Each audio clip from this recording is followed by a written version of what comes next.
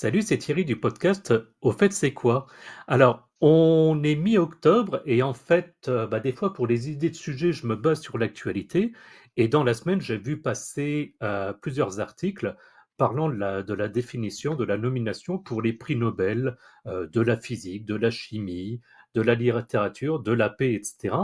Et donc, je me suis dit, bah tiens, effectivement, les prix Nobel, ça me parle, mais je ne sais pas exactement ce que c'est dans le détail. Au fait, Sylvain, c'est quoi un prix Nobel?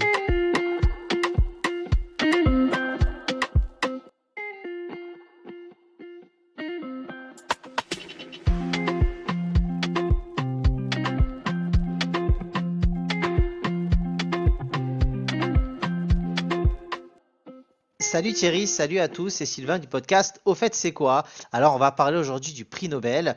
J'ai fait exprès de ne pas rentrer trop dans le détail parce que ça peut assez vite être très très long comme épisode. C'était pas le but, c'était un peu pour vulgariser et un peu citer les prix Nobel marquants. Par contre j'invite les gens, si vous avez besoin d'infos supplémentaires, on vous mettra quelques liens, vous pouvez aller voir ça sur internet assez facilement. Bon, le prix Nobel, comme tout le monde le sait, c'est une récompense qui est internationale et évidemment prestigieuse et qui est décernée chaque année à des personnes qui ont apporté des contributions exceptionnelles dans différents domaines. Est-ce que tu sais quand est-ce que ça a été créé, Thierry? Pas du tout. Alors, ça a été créé en 1901 grâce au testament d'Alfred Nobel, l'inventeur entre autres de la dynamite, et le prix récompense les avancées scientifiques, littéraires et les actions en faveur de la paix. Il n'y a pas de prix Nobel de mathématiques, on en parlera peut-être un petit peu tout à l'heure parce qu'il y a une légende urbaine, on verra si c'est vrai ou pas. Est-ce que tu connais les différents domaines? Alors, j'en connais quelques-uns. J'avais une question auparavant. Tu disais grâce au testament d'Alfred Nobel. Alors après, tu n'as peut-être pas fait les recherches, mais c'est-à-dire, c'était dans le cadre quand on me dit testament, donc je pense par rapport au décès, ou ça a été une volonté? Tu as eu un peu plus d'infos là-dessus ou pas du tout? Là, je te prends à froid. Je dois Alors, avouer. non, non, non, mais tu peux me prendre à froid, mais en fait, lui est décédé pas en 1901, en 1896. D'accord? Et dans les informations que j'ai trouvées, c'est qu'effectivement, au moment de sa mort, lui déclare qu'il voudrait que un prix soit décerné et qu'il mette en avant les différentes avancées. Donc c'est pour ça qu'on a coutume de dire que l'on parle de son testament. Donc il n'est pas mort en 1901, mais ça a D'accord. été mis en place quelques années après sa mort, parce que je pense que ça prend un petit peu de temps avant de mettre en place tout ça, pour pouvoir tout créer. Alors, à vous, nos auditeurs, est-ce que je me trompe, est-ce que je me trompe pas? Il y a tellement de sources diverses et concordantes sur Internet, donc j'ai essayé de déclarer ce qui me paraissait en tout cas le plus logique et le plus souvent affirmé. Et juste, je crois pas que tu en parles et j'ai pas regardé non plus, mais après je pense que c'est décerné par des groupes de spécialistes. On va parler des domaines en question, mais pour un domaine donné, j'imagine que c'est un ensemble de spécialistes qui jugent via un vote ou quelque chose comme ça, de dire, ah ben, on va mettre en Exactement. valeur telle et telle personne. Exactement, c'est un groupe de spécialistes dans les domaines cités, dont on va parler Hein, un petit peu après, qui vont à ce moment-là décerner la personnalité marquante de leur discipline sur cette année-là. Alors ça peut être, on verra parce qu'il y a vraiment, c'est très varié en termes de distinction. Donc le premier, les premières récompenses, tu as la physique, donc pour des découvertes majeures en physique, hein. Tu peux hein, avoir un prix Nobel de chimie, ouais. tu peux avoir de physiologie ou de médecine. Donc ça, c'est souvent Mhm. pour des découvertes, tu sais, révolutionnaires en biologie ou en médecine. Tu as prix Nobel de littérature pour une œuvre littéraire, on va dire exceptionnelle, Oui. et tu as le prix Nobel de la paix, et donc là, ce sont pour des actions remarquables en faveur de la paix. Et tu as également les sciences économiques, ajoutées en 1969 par la Banque de Suède en mémoire d'Alfred Nobel. Voilà, donc il y en a un qui a été créé et il a été créé en 1969. D'accord. Alors effectivement, prix Nobel de physique, de chimie, de médecine, littérature, paix, économie. C'est vrai que c'est des termes qui nous parlent. On a des noms qui nous viennent en général assez vite en tête. D'ailleurs, justement, tu as cherché un petit peu des lauréats bien connus de ce que je vois. Donc, est-ce que tu peux nous en citer quelques-uns du coup? Alors, on va citer Marie Curie, double lauréate Évidemment. en physique en 1903 et en chimie en 1911 pour ses travaux pionniers sur la radioactivité. Tu as Absolument. Albert Einstein, bien connu, hein, Albert Einstein à la coupe touffue et désordonnée, prix Nobel de physique en 1921 pour sa théorie de la relativité restreinte et ses contributions à la physique théorique. Alors j'ai cherché un petit peu plus, et c'était sur son explication de l'effet photoélectrique, c'est-à-dire l'émission d'électrons par un matériau soumis à l'action de la lumière. Je te propose d'en discuter pendant 3 heures, ça peut être passionnant. Oui, mais je maîtrise le sujet à 100%, donc Bon, on très peut bien, parler pas en besoin fait pas du tout, hein. Pas besoin d'aller plus loin. Francis Crick, James Watson et Maurice Wilkins, prix Nobel de physiologie ou de médecine en 1962 pour la découverte de la structure en double hélice de l'ADN. Alors c'est vraiment des domaines, comme tu vois, il faut vraiment, comme tu le disais, avoir un panel de jury assez spécialisé Bon, pour ça, pouvoir justement la mettre en avant. structure en double hélice de l'ADN, tu avais dû le voir à l'école, c'est vraiment, bah, comme son nom l'indique, les deux brins d'ADN qui s'encerclent l'un dans l'autre. Je pense que tu as certainement Exactement. l'image en tête, hein, elle est assez connue. Exactement. Un très très connu, prix Nobel de la paix en 1993 pour son combat contre l'apartheid en Afrique du Sud. J'ai cité Nelson Mandela, exactement, très très connu, un des plus connus, hein, je pense, oui, dans bien la sûr. culture populaire.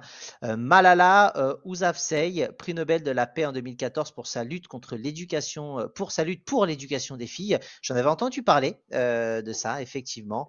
Après, je peux te citer Emmanuel Charpentier et Jennifer Doudna, prix Nobel de chimie en 2020 pour le développement des ciseaux génétiques CRISPR-Cas9.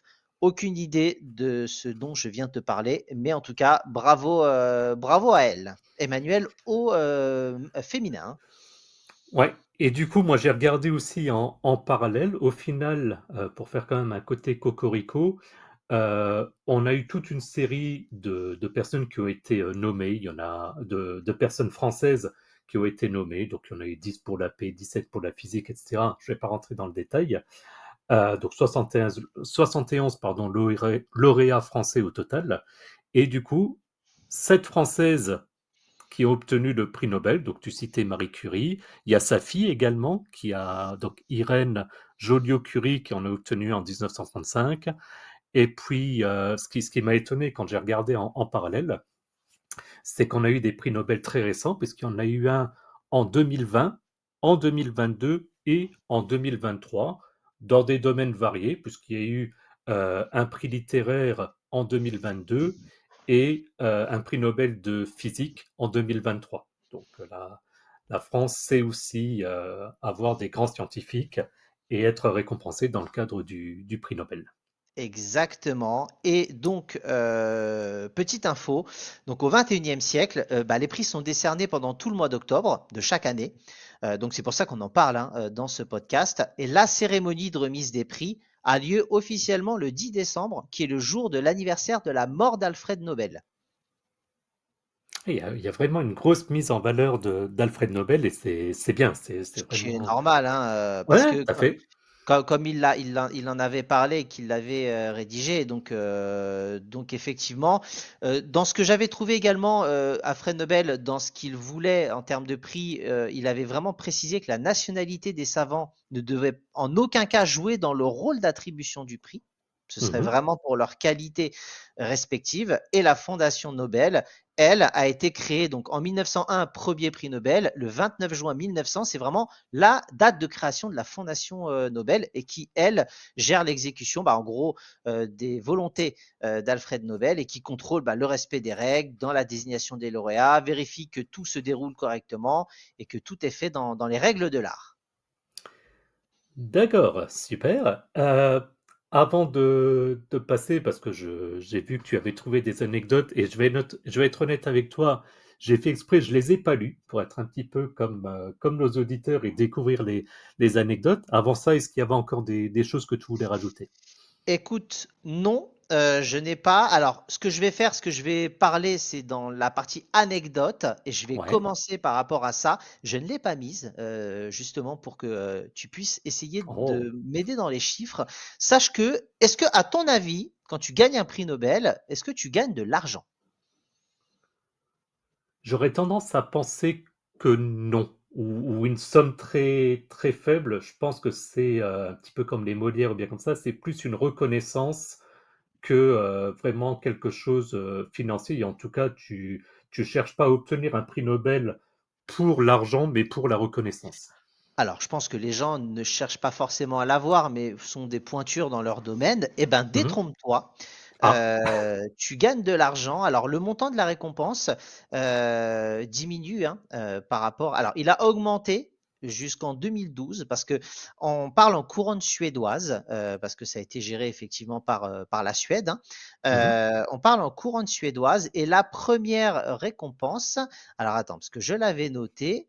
Et hop, c'était 150 782 couronnes suédoises. On passe à 7 millions de couronnes en 94, 9 millions de couronnes en 2000, jusqu'à 10 millions de couronnes en 2001, et on baisse à partir de 2012 à 8 millions de couronnes. Alors là, je te parle en couronne suédoise, je sais que tu n'as aucune idée de combien ça représente. Sache que 8 millions de couronnes, c'est environ 710 000 euros en 2023. C'est ce que j'étais en train de vérifier à l'instant sur Google. Oui, d'accord. Oh, bah, bon, une petite somme. Do- Il y a moyen d'acheter deux, trois petits trucs. Exactement, exactement. C'est pour ça que ça, je me suis dit, je vais pas le noter dans le conducteur parce que je Ah voulais là là. voir à ton niveau si tu avais une idée. Et tu vois, 710 000 euros reste une belle somme. Hein. Ouais, clairement. Ah oui, non, ben Et ouais. on Clairement, parle, j'aurais on pas pensé parle du tout.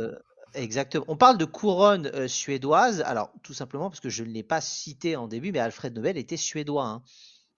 Oui, voilà, je m'en doutais. Voilà, c'est vrai que je ne l'ai pas dit. Il est mort à Sanremo en Italie, mais c'est un homme né en 1833 à Stockholm. Voilà, donc pourquoi D'accord. je vous parle de couronne suédoise de gestion en tout cas de l'argent. Donc voilà, ça rapporte en tout cas d'être prix Nobel.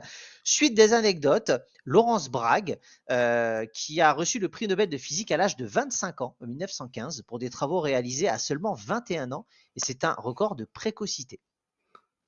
Très jeune, très très jeune. En Bon, prison pour la toi, paix. t'es passé à deux doigts quand tu avais 6 ans, mais bon, dommage. Encore un peu, tu Ça battais ce s'est record de Laurence joué Brown. parce que ma gestion du conflit entre mes deux camarades en CP m'avait presque donné le prix Nobel de la paix. Ça ne s'est pas fait, malheureusement. Sache que, en tout cas, en prison pour la paix, plusieurs lauréats du prix Nobel, malheureusement, ont reçu leur récompense alors qu'ils étaient en détention. C'est Mhm. le cas de Karl von Ossietzky, prix Nobel de la paix en 1938, qui était alors dans un camp de concentration nazi, malheureusement. Ouais. On a également un refus prestigieux de Jean-Paul Sartre, qui a refusé le prix Nobel de littérature en 1964. Il justifiait sa décision par son désir de ne pas se laisser institutionnaliser. Ouais, ça, j'en avais entendu parler et il y a, je crois d'ailleurs, un peu les mêmes genres sur les Molières, etc. Quelques personnes qui veulent pas justement avoir Exactement. ce type de titre pour, bah, un petit peu comme je disais, c'est vrai qu'après, quand t'es récompensé, potentiellement, on te colle une image bien comme ça. D'une Exactement. certaine manière, ça a son honneur. Je suis partagé sur cette analyse, mais bon, ok. Ça, après, chacun son truc. J'ai parlé tout à l'heure de Laurence Bragg. Eh bien, Oui, sache-le, c'est un prix partagé en famille parce que Laurence Bragg a reçu le prix Nobel en 1915 avec son père. C'est une collaboration père-fils récompensée au plus haut niveau. d'accord, super. Ensuite, un Nobel posthume, presque. Alors, le nom, ça va être dur. Dag Hammarskjöld, je ne sais pas si ça se prononce comme ça, secrétaire général des Nations Unies, a reçu le prix Nobel de la paix à titre posthume en 1961, quelques heures avant sa mort tragique dans un accident d'avion. Donc, il a reçu le D'accord. prix Nobel et puis il meurt juste après. Donc, il l'a reçu à titre posthume, oui mais non, parce qu'il avait été élu avant son accident. Il a, il a pas accepté, il a appris ça dans l'avion et Voilà, ça a été compliqué. Et pour finir, un prix pour un roman jamais traduit, Kenzaburo Oe a reçu le prix Nobel de littérature en 1994, mais une grande partie de son œuvre n'était alors pas traduite en anglais, ce qui a suscité pas mal de débats sur la portée internationale du jury. ouais, j'imagine dans le sens. Alors après, je sais pas si tu l'as mis. Bon, vu son nom, j'imagine qu'il est japonais ou. Ah, si tu. Non, tu l'avais pas mis, mais j'imagine qu'il doit être japonais aussi. Oui, effectivement, du coup, ça veut dire que les personnes maîtrisaient en même temps de l'autre côté. Est-ce qu'il faut forcément que ce soit en anglais? Ouais, c'est intéressant comme analyse. Eh Et ben, oui, dernière anecdote, pardon. parce que j'en parlais au début et je ne l'ai pas Ah là là. mis. euh, Moi, j'avais entendu parler de cette légende urbaine. Alors, est-ce qu'elle est vraie ou pas, d'absence de prix Nobel de mathématiques, parce que les mathématiques n'ont jamais été honorées. Et la légende veut que le fondateur du prix Alfred Nobel aurait volontairement écarté la discipline après avoir appris que sa compagne entretenait une relation extra-conjugale avec le mathématicien Gösta Mittag Leffler, pardon. Donc j'avais entendu parler de cette histoire, comme quoi une histoire de tromperie aurait effectivement empêché que le prix Nobel de mathématiques existe. J'avais effectivement entendu aussi une histoire comme ça et je viens de vérifier. Pour autant, il y a le prix Abel qui est une récompense qui est décernée annuellement à des mathématiciens, donc un équivalent du Exactement, Nobel. c'est ça. Mais effectivement, oui, j'avais entendu qu'il y avait eu des raisons personnelles pour qu'il n'y ait pas de prix Nobel. Et c'est intéressant aussi parce qu'on se dit, bon, il peut y avoir ça à l'époque, au début du siècle précédent, et puis on aurait pu inclure par la suite les mathématiques, comme on avait fait pour, je suis en train de revérifier, c'était pour les sciences économiques qu'on a rajouté. On aurait pu rajouter du coup les mathématiques et j'imagine qu'on s'est dit, bah non, on reste dans l'idée originelle du Nobel. Exactement, exactement. Je pense que c'est ça. De toute façon, c'est très cadré, c'est très normé avec la Fondation Nobel. Je pense que c'est difficile et puis on s'écarte des derniers vœux d'Alfred. Donc voilà. En tout cas, c'est bon pour moi. Il y a beaucoup d'autres anecdotes, mais je pense que l'émission était déjà suffisamment longue et intéressante comme ça. Est-ce que tu as des choses à rajouter, Thierry? Non, pas du tout, si ce n'est te remercier pour tes recherches. Je t'en prie. Eh ben écoutez, et comme d'habitude, retrouvez-nous après le générique pour différentes infos complémentaires.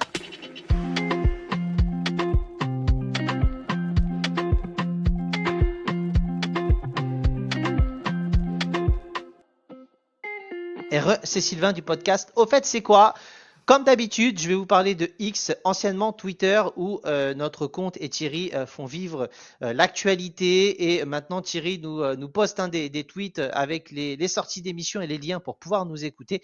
Donc, je vous invite à nous suivre pour en savoir un petit peu plus sur notre podcast. À toi, Thierry.